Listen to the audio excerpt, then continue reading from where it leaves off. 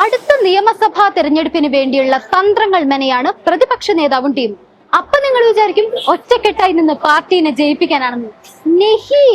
ഒരു കണ്ണ് മുഖ്യമന്ത്രി കസേരയിലേക്ക്, മറ്റേ കണ്ണ് KPCC പ്രസിഡന്റിനെ ആ സ്ഥാനത്ത് നിന്ന് തെറിപ്പിക്കാൻ. പുരായണം എന്ന് അവതരിപ്പിക്കുന്ന കഥയുടെ പേര് എനിക്കും വേണം കസേര.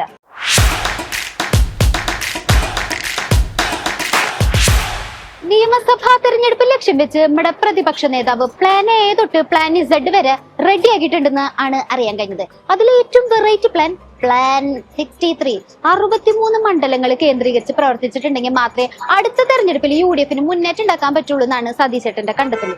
സതീശേട്ടന്റെ ഈ പ്ലാൻ പാർട്ടിയിലെ ബാക്കിയുള്ളവർ അറിഞ്ഞപ്പോ അത് ശരി, അത് സതീശൻ തന്നെ ഒറ്റയ്ക്ക് തീരുമാനിച്ചാൽ മതി എന്ന് പറഞ്ഞു. പ്രശ്നം ഉണ്ടാക്കി.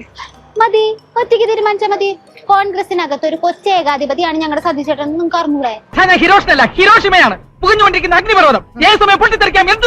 ആരൊക്കെ എതിർപ്പ് ഉന്നയിച്ചിട്ടും കാര്യമില്ല, ഞാൻ എന്റെ പ്ലാൻ എന്തായാലും നടപ്പാക്കുമെന്ന് പറഞ്ഞ് വാശി പിടിച്ചിരിക്കുകയാണ് സതീശേട്ടൻ. ഈ പ്ലാനൊക്കെ നടപ്പാക്കി KPCC പ്രസിഡന്റിനെ ആ സ്ഥാനത്ത് നിന്ന് തെറിപ്പിച്ച് രായാവിനെ പോലെ സുഖിക്കണം ഞങ്ങളുടെ സതീശേട്ടൻ. സതീശേട്ടന്റെ തീരുമാനങ്ങളോട് പലർക്കും വിയോജിപ്പെട്ടെങ്കിലും അത് പൊതുമധ്യത്തിൽ തുറന്നു പറയാൻ എല്ലാവർക്കും ഒരു വിമ്മിഷ്ടാണ്. അതുകൊണ്ട് തന്നെ പ്ലാൻ 63നെ കുറിച്ച് ചോദിച്ചിട്ടുണ്ടെങ്കിൽ ഞങ്ങൾക്കൊന്നും അറിയില്ല, ഞങ്ങളോടൊന്നും ചോദിക്കണ്ടെന്ന് പറഞ്ഞ് കൈമലർത്താണ് അവര്. അങ്ങനെ ഒരു സർവേ നടത്തിയതായിട്ട് എനിക്കറിയില്ല. ഞാൻ അന്ന് ഓൺലൈനിലാണ് യോഗത്തിൽ പങ്കെടുത്തത്. ഓൺലൈനിൽ അവസാനം വരെ എനിക്ക് ഇരിക്കാൻ കഴിഞ്ഞില്ല. എൻ്റെ ഓൺലൈനിൽ എൻ്റെ സാങ്കേതികമായ തകരാറുള്ളത് കൊണ്ട് അവസാനം വരെ ഇരിക്കാൻ കഴിഞ്ഞില്ല. അങ്ങനെ പാർട്ടി ഒരു സർവേ നടത്തിയതായിട്ട് എനിക്കറിയാം. അച്ചോടാ, ആർക്കും സംശയമൊന്നുമില്ലല്ലോ അല്ലെ? ഈ കോൺഗ്രസ് യോഗത്തിൽ സതീശേട്ടന്റെ ഈ പ്ലാൻ ചർച്ചയായതും അപ്പൊ തന്നെ ചെന്നിത്തലാജിയുടെ റേഞ്ച് പോയി. സാധാരണഗതിയിൽ AICC ആണ് തെരഞ്ഞെടുപ്പ് പ്രഖ്യാപിച്ചു കഴിഞ്ഞാൽ എല്ലാ സംസ്ഥാനങ്ങളിലും ഇത് സംബന്ധിച്ചുള്ള സർവേ നടത്തുകയും മറ്റു കാര്യങ്ങൾ ചെയ്യുകയും ചെയ്തു. അതെ, കാര്യങ്ങളൊക്കെ ഹൈക്കമാൻഡ് തീരുമാനിക്കും. പക്ഷെ എന്ത് തീരുമാനം എടുക്കണം എന്നുള്ളത് സതീശേട്ടൻ പറയും. അവസാനം ഇവരുടെ തമ്മിത്തല്ല് സോൾവ് ആക്കാൻ വേണ്ടി ദേശീയ നേതൃത്വത്തിൽ നിന്ന് ദീപാദാസ് മുൻഷി എത്തി. സതീശേട്ടന്റെ പ്ലാന്റെ കാര്യമൊക്കെ അവിടെ നിൽക്കട്ടെ. ആദ്യം സുധാകരൻജീനെ കാര്യങ്ങളൊക്കെ പറഞ്ഞ് മനസ്സിലാക്കി KPCC പ്രസിഡന്റ് സ്ഥാനത്ത് നിന്ന് നൈസായിട്ട് എടുത്ത് മാറ്റാന്ന് പറഞ്ഞ് ദീപാദാസ് മുൻഷി വേറൊരു പ്ലാൻ ഇട്ടു എന്നാണ് അറിയാൻ കഴിഞ്ഞത്. അതോടെ സുധാകരൻജി ആകെ സെഡായി. എനിക്ക് ഇത് ഒരു വലിയ ആഡംബരവും അലങ്കാരവുമായി വിട്ടുകൊടുക്കില്ല എന്ന വാശിയിലൊന്നും ഞാനില്ല. ആർക്കും AICCക്ക് ഏത് പ്രസിഡന്റിനെയും വെക്കാം. ഞാൻ ആ പ്രസിഡന്റിന് സഹകരണം പിന്തുണ എല്ലാം കൊടുക്കും. എൻ്റെ ഒരു വലിയ സ്വപ്നമോ ഒരു വലിയ ഇതൊന്നുമല്ല പിന്നെ KPCC പ്രസിഡന്റ്, ഈവൻ മുഖ്യമന്ത്രി പോലും അല്ല. KPCC പ്രസിഡന്റ് സ്ഥാനം വേണ്ട, മുഖ്യമന്ത്രി സ്ഥാനം വേണ്ട, നിങ്ങൾ എന്ത് ടച്ച് ചെയ്യുന്നതാണ് സുധാകരൻജി പറഞ്ഞത്. പാവത്തിന് അത്രയും മനം അടുത്തു തോന്നുന്നു. 6 വയസ്സ് മുതൽ 6, 7, 8 വയസ്സ് മുതൽ ഞാൻ CPM-നെതിരെ ഫൈറ്റ് ചെയ്യുന്ന ഒരാളാണ്. ആ ഫൈറ്റ് ഇപ്പോഴും തുടരും. ആ ഫൈറ്റിന്റെ ഭാഗമായി ഇത്തവണയും പിണറായി വിജയനെ അധികാരത്തിൽ എത്തിക്കാതിരിക്കാനുള്ള ശ്രമമാണ്, പ്രവർത്തനമാണ് എന്റെ പ്രവർത്തനം. 6 വയസ്സ് മുതൽ CPM-നെതിരെ പ്രവർത്തിച്ചിട്ടുണ്ടെന്നോ? അമ്പോ, അതൊരു പ്രത്യേക കഴിവാണല്ലോ സുധാകരൻജി. അതെ, കസേര കയ്യിൽ നിന്ന് പോകുന്നായപ്പോ സുധാകരൻജിയുടെ കിളി പോയും തോന്നുന്നു. ഒരു താല്പര്യവും ഇല്ല അതിന്, എനിക്ക് ആവശ്യമില്ല. അതിന്റെ പുറകെ ഞാൻ ഇല്ല. എല്ലാവർക്കും ആവശ്യമുണ്ടെങ്കിൽ KPCC പ്രസിഡന്റായി തുടരാൻ സമ്മതിച്ചാൽ മതി. എനിക്ക് അങ്ങനെ നിർബന്ധമൊന്നുമില്ല. KPCC പ്രസിഡന്റ് ആയിട്ടില്ലെങ്കിൽ ഞാനങ്ങ് വായിലങ്ങ് പറഞ്ഞു പോകുന്നില്ല. ഞാൻ ജനമനസ്സിലുണ്ട്. ആ തൊണ്ടിടുന്നത് കേട്ടോ നിങ്ങള്. വിഷമിക്കാണ്ടിരിക്കും സുധാകരൻജി. സതീശേട്ടനും ടീമും നിങ്ങളെ വെട്ടാൻ നോക്കിയാലും മാധ്യമങ്ങളുടെ മുന്നിലെങ്കിലും നിങ്ങളെ സപ്പോർട്ട് ചെയ്യുന്ന ഒരാളുണ്ട് ഇവിടെ. സുധാകരൻ നല്ല പ്രവർത്തനം കാഴ്ചവെക്കുന്നുണ്ട്. പിന്നെ മാറ്റം വേണമെങ്കിൽ തീരുമാനിക്കേണ്ടത് ഹൈക്കമാൻഡാണ്. ഞാൻ അദ്ദേഹത്തെ മാറ്റണമെന്ന് ഇതുവരെ ഞാൻ ആവശ്യപ്പെട്ടിട്ടില്ല ആരോടും. അതല്ല ചെന്നിത്തലാജി, പ്രസിഡന്റ് സ്ഥാനം ഈ ഗ്രൂപ്പിന്റെ പോവോന്നുള്ളതാണ് പേടി. പാർട്ടി ഗ്രൂപ്പ് ഒന്നുമില്ല. അതെ, ഗ്രൂപ്പില്ല. ഇപ്പൊ ഒറ്റയ്ക്കൊറ്റയ്ക്കാണല്ലോ ഗ്രൂപ്പായിട്ട് നിൽക്കുന്നത്. 10 പേരുള്ള ടീമാണെങ്കിൽ 10 ഗ്രൂപ്പ്.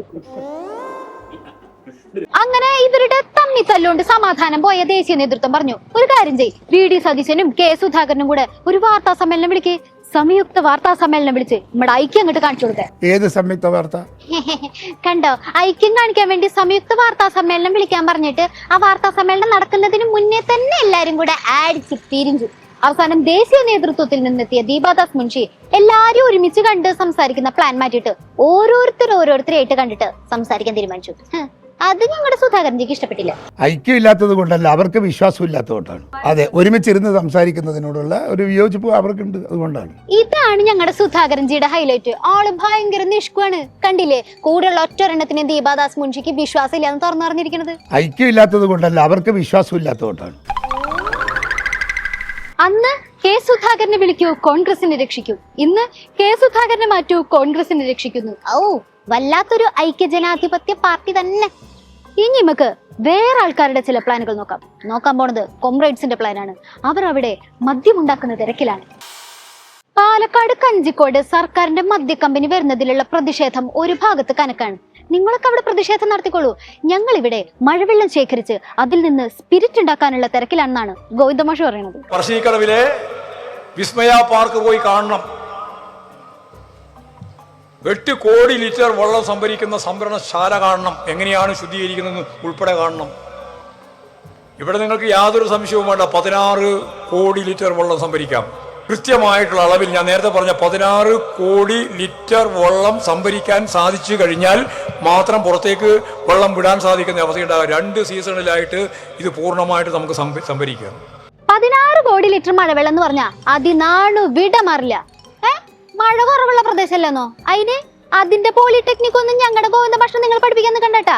ഇമാതിരി പഠിപ്പിക്കലൊന്നും വേണ്ടാന്ന് അന്ന് മൈക്കിന്റെ കാര്യത്തിലേ മാഷ് പറഞ്ഞതാ, ഓർമ്മയുണ്ടല്ലേ? അധികം ചൂടാവൊന്നും വേണ്ട, ഞാനേ പോളിടെക്നിക് പഠിച്ചതാ. യന്ത്രങ്ങളുടെ പ്രവർത്തന രീതിയൊന്നും താൻ എന്നെ പഠിപ്പിക്കണ്ട. ഇതെല്ലാം കുറെ സാധനമുണ്ട്, പക്ഷെ അതൊന്നും കൈകാര്യം ചെയ്യാൻ അറിയില്ല. ശരിയായിട്ട് ശാസ്ത്രീയമായിട്ട് ഇത് ഏറ്റവും ആധുനിക ടെക്നോളജി ഉപയോഗിച്ച് കൈകാര്യം ചെയ്യേണ്ടുന്ന ഒരു ഉപകരണമാണ്. കുറേ ഉപകരണം വാരി വലിച്ചു കൊണ്ടുവന്നുകൊണ്ടൊന്നും കാര്യമില്ല.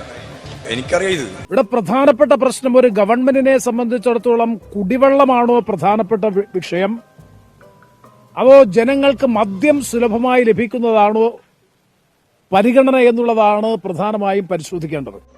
അതിതുവരെ മനസ്സിലായില്ല. മദ്യം തന്നെ പ്രശ്നം, മദ്യമല്ല കുടിവെള്ളം തന്നെ പ്രശ്നം. കുടിവെള്ളം മുടങ്ങില്ല എന്ന് ഞങ്ങളുടെ കോമ്രേഡ്സ് വളരെ നിഷ്കളങ്കമായി ഇടയ്ക്കിടയ്ക്ക് പറയണ്ടല്ലോ. നിങ്ങൾക്ക് വിശ്വാസമില്ല? നിരവധി പദ്ധതികളിൽ പരിസ്ഥിതി സംരക്ഷണത്തിന് വേണ്ടി നിരന്തരം നിലപാട് സ്വീകരിക്കുകയും അതിനുവേണ്ടി എന്ത് തരത്തിലുള്ള സാഹസികമായ പ്രവർത്തനത്തിനും തയ്യാറായ CPIയുടെ ഇപ്പോഴത്തെ കൗൺസിൽ സെക്രട്ടറി ബിനോയ് വിശ്വം ഈ കാര്യത്തിൽ എന്ത് നിലപാട് സ്വീകരിക്കുന്നു എന്നുള്ളത് കൗതുകത്തോടുകൂടി കേരളം കാണാൻ കാത്തിരിക്കുകയാണ്. അതിനിപ്പോ ഇത്ര കൗതുകത്തിന്റെ ആവശ്യമില്ല നേതാവേ. വികസനം വേണോന്ന് വെച്ചാൽ വേണം, വേണ്ടാന്ന് വെച്ചാൽ വേണ്ട. അതാണ് ഞങ്ങളുടെ CPIയുടെ നിലപാട്. വികസന വിരുദ്ധരല്ല, വികസനം വേണം. എന്നാൽ ഏത് വികസനവും കുടിവെള്ളത്തെ മറന്നുകൊണ്ടാകാൻ പാടില്ല. കുടിവെള്ളം ഉറപ്പാക്കണം കേട്ടോ എന്ന് എത്ര സോഫ്റ്റ് ആയിട്ടാണ് മൂപ്പര് പറയണത്. അതിനേക്കാൾ കടുപ്പിച്ച് പറയാൻ LDFിൽ ബിനോയ് വിശ്വം സഖാവിന് വോയിസ് ഇല്ലെന്ന് അറിഞ്ഞൂടെ പ്രേമചന്ദ്രേട്ടാ? CPI പ്രതികരിക്കും, പ്രതികരണം കുറെ കഴിയുമ്പോൾ മയപ്പെടും. അവസാനം CPMന്റെ നിലപാടിനോടൊപ്പം ചേരാൻ നിർബന്ധിതമായി തീരും. അല്ലാതെ CPIക്ക് ഇന്ന് കേരള രാഷ്ട്രീയത്തിൽ ഒരു തരത്തിലും CPMനോടൊപ്പം നിൽക്കുക എന്നതിനപ്പുറത്തേക്ക് ഒരു നിലപാടും സ്വീകരിക്കാൻ കഴിയാത്ത പ്രതിസന്ധിയിലാണ് CPI ചെന്നുപെട്ടിട്ടുള്ളത്. ഇത്രയും വലിയ ഗതികെട്ടവൻ ഈ ലോകത്ത് വേറെ ആരെങ്കിലും ഉണ്ടാവും എന്റെ കർത്താവേ. കോള കമ്പനീനെ കെട്ടുകെട്ടിച്ചൊരു മദ്യ കമ്പനി വന്നപ്പോ എതിർക്കാൻ മടിക്കുന്നു.